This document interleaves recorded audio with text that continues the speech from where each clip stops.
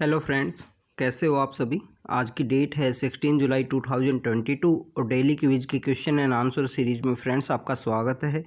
तो फ्रेंड्स, अगर हम बात करें इन क्वेश्चंस का तो आप इन क्वेश्चंस की रेगुलर प्रैक्टिस कीजिए। आपका स्कोर और आपके जो कॉन्सेप्ट्स हैं जो इम्प्रूव होंगे, आपको बहुत सारे जो टॉपिक्स हैं वो जानने को मिलेंगे। इंटरलिंकेज ऑफ टॉपिक्स को आपको जानने को मिलेगा। तो फ्रेंड्स, आपका टाइम वेस्ट ना करते हुए कंटिन्यू इस डिस्कशन को स्टार्ट करते हैं। तो friends, first question is about the जो फिशरी इंडस्ट्री है, जो मछली पालन है, हमारा मत्स्य पालन है, उससे रिलेटेड है। तो फर्स्ट स्टेटमेंट में बोला है कि इंडिया लार्जेस्ट प्रोड्यूसर है संसार के अंदर, वर्ल्ड के अंदर।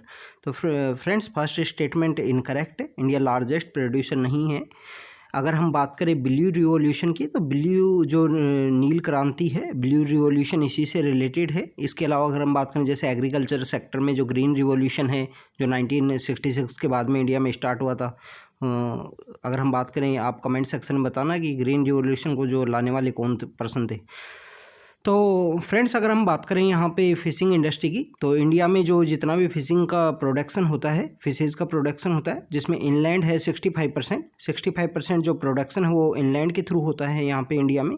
अगर आप मरीन की बात करें तो मरीन के अंदर लेस है।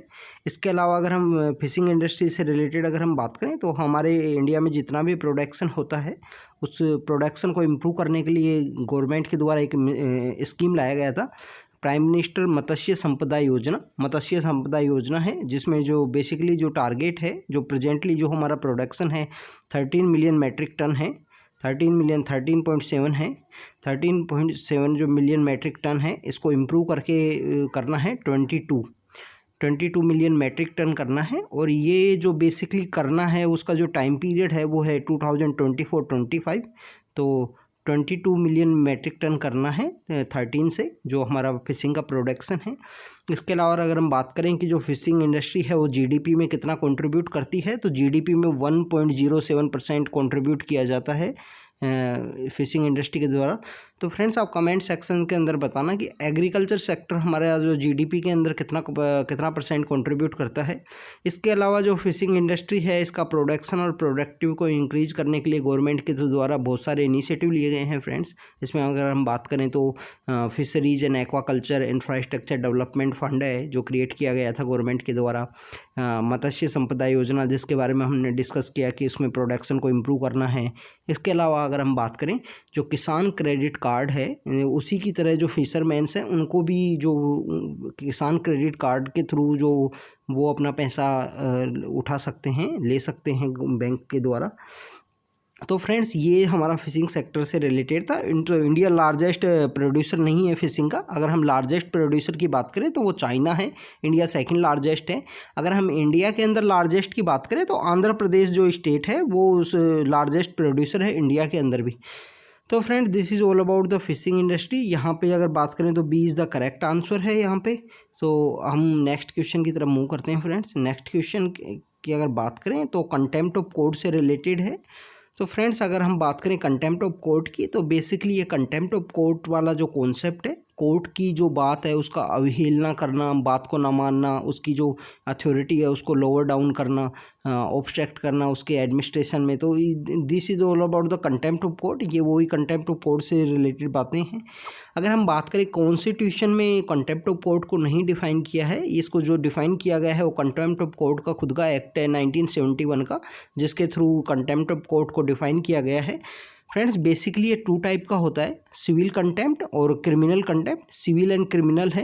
तो सिविल के अंदर तो बेसिकली अटॉर्नी जनरल की कोई परमिशन रिक्वायर नहीं है। अगर सिविल कंटेम्प्ट अगर कंटेम्प्ट ऑफ कोर्ट हुआ है और उसको अगर इनिशिएट करना है सुप्रीम कोर्ट के द्वारा। अगर क्रिमिनल कंटेम्प्ट है तो अटॉर्नी जनरल की जो परमिशन है वो रिक्वायर्ड है फ्रेंड्स। और इसके अलावा अगर हम बात करें कंटेम्प्ट ऑफ कोर्ट की, तो सिविल एंड क्रिमिनल है। तो सिविल एंड क्रिमिनल के अलावा अगर जिस पर्सन के द्वारा ये जो एक्टिविटी है उसको किया गया है, कंटेम्प्ट किया गया है कोर्ट का, अगर वो अपनी माफ़ी मांग ले, अपनी जो बात है उसको एक्सेप्ट कर ले कि गलती से जो रॉन्ग इंटेंशन के थ्रू ये कह दिया गया, तो वहाँ पे जो कंटेम्प्ट ऑफ कोर्ट है, जिसका जो भी पेनल्टी या फाइन है वो रेमिट भी कर दिया जाता है कोर्ट के द्वारा। अगर हम बात करें फ्रेंड्स, तो ये जो टॉपिक है ये कंटिन्यू लास्ट 2 ईयर से न्यूज़ में है। हमारे एक जो एडवोकेट हैं प्रशांत भूषण, उन्होंने जो CGI के अगेंस्ट में कमेंट किया था ऑन द ट्विटर, तो 2020 से ये कंटिन्यू न्यूज़ के अंदर है। इसके अलावा कंटेम्प्ट ऑफ कोर्ट के जो कंटेम्प्ट ऑफ कोर्ट का जो टॉपिक है, इसी टॉपिक के अंदर एक और कॉन्सेप्ट है कि ये against the principle of natural justice है, कि जज लोग बोल रहे हैं कि हमारी अथॉरिटी को लोअर डाउन किया जा रहा है और उन्हीं के कोर्ट के अंदर वो सेम ही जो बेंच है वो डिसाइड कर रही है कि इसको कंटेम्प्ट ऑफ कोर्ट किया है या नहीं किया। तो ये against the principle of natural justice भी है ही। तो फर्स्ट स्टेटमेंट की बात करें तो फर्स्ट स्टेटमेंट इनकरेक्ट है फ्रेंड्स, इसमें सेकंड इज़ द करेक्ट है इसके अंदर में, तो B is the correct answer friends, यहाँ भी बी यहाँ पे करेक्ट आंसर है। इसके अलावा फ्रेंड्स हम नेक्स्ट क्वेश्चन की तरफ चलते हैं। अगर हम नेक्स्ट क्वेश्चन की बात करें तो इसमें गोदावरी की जो ट्रिब्यूटरीज है उनके बारे में पूछा है फ्रेंड्स। तो बेसिकली इस टाइप के क्वेश्चंस तो आ रहे हैं कंटिन्यू प्रीलिम्स के अंदर में, रिवर से बेस। इसके अलावा अगर हम बात करें कि wild life sanctuary, national park, उसके थ्रू रिवर फ्लो करती है नहीं करती, या कोई एंशिएंट साइट है जिसके थ्रू रिवर फ्लो करती है नहीं करती, तो ये इस टाइप के क्वेश्चंस तो लास्ट 5 to 10 ईयर्स में कंटिन्यू आए हैं। तो आप ऐसे क्वेश्चंस की ज़रूर प्रैक्टिस करो। गोदावरी कंटिन्यू न्यूज़ के अंदर है। अगर हम बात करें यहाँ पे रिवर्स, कौन सी रिवर है जो इसके ट्रिब्यूटरीज है, तो फ्रेंड्स चंबल, आपको पता होगा कि चंबल बेसिकली जो ओरिजिन जिसका है मध्य प्रदेश में है, वो मध्य प्रदेश से ओरिजिनेट होते हुए राजस्थान के थ्रू फ्लो करते हुए ये यमुना में जाके मिलती है। इसके अलावा फ्रेंड्स अगर हम बात करें इसके अंदर में सोन है, सोन भी इसका पार्ट नहीं है। इसके अलावा बात करें बेतवा भी यहाँ पे गोदावरी का पार्ट नहीं है। ये नॉर्थ इंडिया की जो रिवर्स हैं, नर्दर्न इंडिया के अंदर ये फ्लो करती हैं। बेतवा तो केन बेतवा प्रोजेक्ट आपको पता होगा, जो इंटरलिंकिंग ऑफ रिवर से रिलेटेड काफ़ी न्यूज़ के अंदर है। तो फ्रेंड्स बी यहाँ पे करेक्ट आंसर है। वर्धा, वेनगंगा, इंद्रावती और मांजिरा, तो ये यहाँ पे हैं। इसके अलावा परवरा है, और इसके अलावा और भी बहुत सारी रिवर्स है जो गोदावरी की रिवर हैं। गोदावरी के अगर ओरिजिनेट की बात करें तो त्र्यंबकेश्वर, नासिक एक जगह है जहाँ से ओरिजिनेट होती हैं। Nashik is also so important for the Kumbh Mela, कि नासिक के अंदर कुंभ मेला होता है, उज्जैन के अंदर होता है। इसके अलावा इलाहाबाद में है, हरिद्वार में है, ऐसे 4 जगह हैं जहाँ पे, और इन चारों जगह पे कोई ना कोई रिवर का फ्लो है। तो हमारी जो रिचुअल्स, जो क्लीनिंग वाला जो कॉन्सेप्ट है उसको शो करता है। जैसे इंडस वैली सिविलाइजेशन के टाइम भी जो वहाँ पे ग्रेट बाथ हुआ करता था, वो शो करता था कि कोई रिचुअल के टाइम में ये लोग सभी लोग इसके अंदर बात किया करते हैं, दैट इज़ रिलेटेड टू कुछ स्पिरिचुअल क्लीनिंग से रिलेटेड था। सो सेम इज़ अबाउट हमारे जितने भी जो कुंभ मेलाज हैं वो कोई ना कोई रिवर का जो बैंक है उसी के किनारे वो सिटीज़ इस्टेब्लिश हैं। जैसे अगर हम बात करें उज्जैन में जो शिप्रा नदी है, इसके अलावा अगर हम बात करें इलाहाबाद, तो वहाँ तो कंटिन्यू जो 3 रिवर्स हैं उनका संगम बोला करते हैं इलाहाबाद को। इसके अलावा हरिद्वार की बात करें तो गंगा है, और हम अगर बात करें नासिक की तो वहाँ पे बेसिकली गोदावरी है। तो friends this is all about the Godavari river. आप गोदावरी रिवर के ऊपर जो डैम्स हैं जिनका कंस्ट्रक्शन किया गया है, आप उनके बारे में ज़रूर रीड कीजिए, क्योंकि आजकल जो वाटर इरिगेशन प्रोजेक्ट्स हैं, मल्टीपर्पज़ वाटर इरिगेशन प्रोजेक्ट, इन सब से रिलेटेड भी क्वेश्चंस आ सकते हैं। मैच द पेयर आ जाए, तो आप गोदावरी कंटिन्यू न्यूज़ के अंदर है और आप इसके बारे में ज़रूर रीड कीजिए फ्रेंड्स। तो नेक्स्ट क्वेश्चन की तरफ चलते हैं। यहाँ पे next question is about project 71A से रिलेटेड है। तो बेसिकली प्रोजेक्ट 71 के अंदर है वारशिप्स और फ्राइगेट्स का डेवलपमेंट करना है, बेसिकली डिफेंस सेक्टर से रिलेटेड है। अगर हम बात करें इम्प्लीमेंटेशन ऑफ ऑल 17 SDG, तो 17 SDG के गोल्स तो हैं फ्रेंड्स, उनको भी बेसिकली इम्प्लीमेंट करना है, फुलफिल करना है जो भी टारगेट्स उनके अंदर में। बट प्रोजेक्ट 71A उससे रिलेटेड नहीं है, जेंडर गैप से रिलेटेड भी नहीं है एजुकेशन में। इसके अलावा बताएं कि इंटरलिंकिंग ऑफ रिवर से रिलेटेड भी नहीं है। तो फ्रेंड्स यहाँ पे अगर हम बात करें तो ए यहाँ पे करेक्ट आंसर है। अभी रिसेंटली इसके अंदर कुछ जो वारशिप्स हैं उनका डेवलप किया गया है। आप इनके बारे में कमेंट सेक्शन में बताना कौन सी वारशिप्स हैं जिसको प्रोजेक्ट 71A के थ्रू अभी रिसेंटली डेवलप किया गया है। तो फ्रेंड्स नेक्स्ट क्वेश्चन की तरफ हम चलते हैं। ये बेसिकली फैक्चुअल बेस्ड क्वेश्चन है, डिफेंस से रिलेटेड है। ऐसे क्वेश्चन वैसे यूपीएससी प्रीलिम्स में जो चांसेस तो बहुत कम है, बट जब स्पोर्ट्स के क्वेश्चन टाइप से क्वेश्चन पूछे जा रहे हैं तो नो डाउट कि यूपीएससी कब ऐसे जो एस्पिरेंट्स की जो फीलिंग है उनके साथ खेल जाए। तो फ्रेंड्स अगर हम नेक्स्ट क्वेश्चन की अगर हम बात करें, next question is about the जो हमारी NIRF की जो रैंकिंग आई है उससे रिलेटेड है। अगर हम रिसेंटली बात करें तो 2015 में ये रैंकिंग है जो स्टार्ट हुई थी। इसके अलावा अगर हम बात करें फ्रेंड्स, जब उस टाइम में जो मिनिस्ट्री ऑफ एजुकेशन का जो नेम था वो HRD मिनिस्ट्री था, ह्यूमन रिसोर्स मिनिस्ट्री था।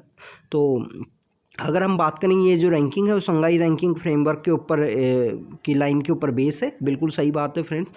अगर हम बात करें कि वर्ल्ड के अंदर जो रैंकिंग का फ्रेमवर्क है friends, Times Higher Education world ranking है, इसके अलावा QS वर्ल्ड रैंकिंग भी है। तो हमारी जो वर्ल्ड की जो ये QS एंड टाइम्स वाली जो रैंकिंग है, वहाँ पे जो हमारा अभी रिसेंटली जो QS वर्ल्ड यूनिवर्सिटी रैंकिंग के अंदर हमारे इंडिया से जो इंस्टीट्यूट आया है, जिसको IISc बोलते हैं, जो बेंगलोर में है, इंडियन इंस्टीट्यूट ऑफ साइंस वाला जो है, तो इस IISc का 115 रैंक आया है। अंडर 100 इंडिया का कोई भी नहीं है। इसके बाद में IIT Delhi and IIT Bombay हैं। तो फ्रेंड्स इन्हीं सबको देखते हुए इंडिया में रैंकिंग फ्रेमवर्क को स्टार्ट किया गया, और इसमें बेसिकली इंडिया में जो टारगेट भी है कि वहाँ पे अच्छी हमारी जो रैंकिंग्स हैं उनमें इस्टेब्लिश करना है, जिसके थ्रू आपको पता हो तो इंस्टीट्यूट ऑफ एमिनेंस एक स्कीम है, इनिशिएटिव है, जिसको गवर्नमेंट के द्वारा स्टार्ट किया गया था। इंस्टीट्यूट ऑफ एमिनेंस से रिलेटेड जो कमेटी थी, N गोपाल स्वामी कमेटी, उनकी रिकमेंडेशन पे ये इस्टेब्लिश हुए थे। 10 प्राइवेट सेक्टर में इस्टेब्लिश होंगे, 10 गवर्नमेंट सेक्टर में इस्टेब्लिश होंगे। इसके अलावा ग्रीन फील्ड भी बनाई जाएंगी कुछ। ग्रीन फील्ड मतलब कि कम्प्लीटली न्यू को इंस्टीट्यूट भी क्रिएट किया जाएगा। इसके अंदर अगर हम बात करें कि 2 इंस्टीट्यूट हैं। अगर फर्स्ट वाला जो रिलायंस जियो के नाम से ग्रीन फील्ड इंस्टीट्यूट स्टार्ट किया गया था, and second is about the Satya Bharti, जो भारती एयरटेल से रिलेटेड है। इनसे जब इनको अलॉट किया गया था रिलायंस जियो को एंड सत्या भारती को, उस टाइम कंट्रोवर्सी भी क्रिएट हुई थी फ्रेंड्स।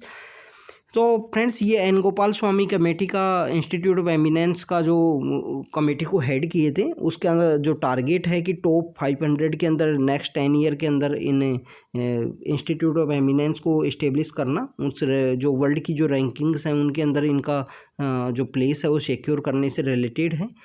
तो फ्रेंड्स ये NIRF की रैंकिंग है। आप कमेंट सेक्शन में बताना कि जो इस बार जो NIRF की रैंकिंग है उसके अंदर कौन सा जो यूनिवर्सिटी है या कॉलेज है उसने टॉप किया है। इसके अलावा अगर हम बात करें कि NIRF की जो रैंकिंग है वो 11 पैरामीटर्स हैं। काफ़ी बार ये वेरी भी करते हैं, जैसे इंजीनियरिंग हो गया, लॉ से रिलेटेड हो गया, ऐसे बहुत सारे जो पैरामीटर्स जिनके ऊपर ये रैंकिंग करती हैं। और इसमें 2018 में कंपलसरी किया गया था कि जो जितनी भी जो गवर्नमेंट के रन एजुकेशन इंस्टीट्यूशन हैं उन सबको NIRF रैंकिंग में पार्टिसिपेट करना है। तो friend this is all about the NIRF ranking 15 में लॉन्च हुई। संघाई जो रैंकिंग है उसके ऊपर बेस है, तो C यहाँ पे करेक्ट आंसर होगा।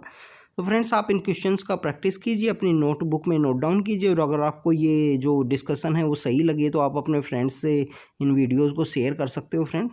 तो thank you friends, thank you very much.